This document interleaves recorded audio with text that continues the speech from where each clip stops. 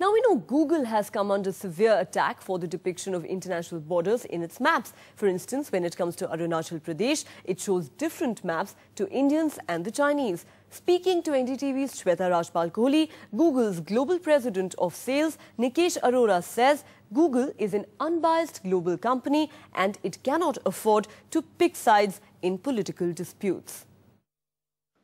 Let's talk about the controversies now with regard to Google India and the entire issue of Google Maps, the border disputes, and the fact that Google in its maps around the world and anywhere except India is actually showing Arunachal Pradesh as not a part of India. Let's be fair. Let's understand what's going on, right? If you look at a map while you're in India, you will see what the Indian government validates as the map of India. But you're going to see a different map on another side. Yeah, but let's be fair. We're not in the business of picking sides, right? We're an unbiased company which works on a global basis. And we can't pick sides in political disputes or disputes of any kind. So when you're in India, we will represent from our Indian business the map that India feels is accurate. When we're in China, we have to represent the map they feel accurate. And when we're outside of those two countries, we represent what the United Nations feel is appropriate, where they mark certain territories as disputed territories. And that's not just specific to the Indian issue. There are many countries in the world where this issue comes up, and that's the position we have to take.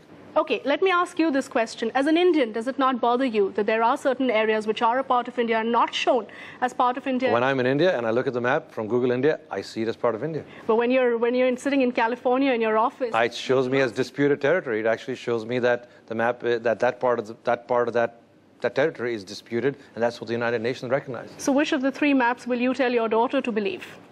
My daughter is a smart kid. She'll understand there's a dispute, and she'll look at all three and understand what's going on. All right.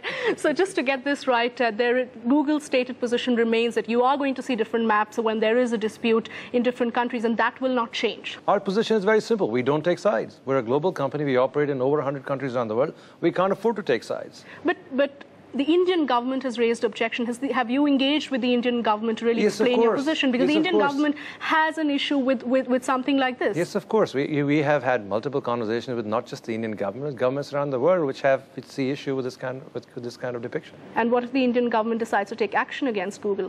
That's the conversation between the Indian government and Google. And it has happened, if I'm right. We have conversations with governments all the time. All right. But the real policy then is keep everybody happy. The real policy is make sure you respect differences of opinion and make sure that you do what's right in the context of the overall picture you're trying to portray.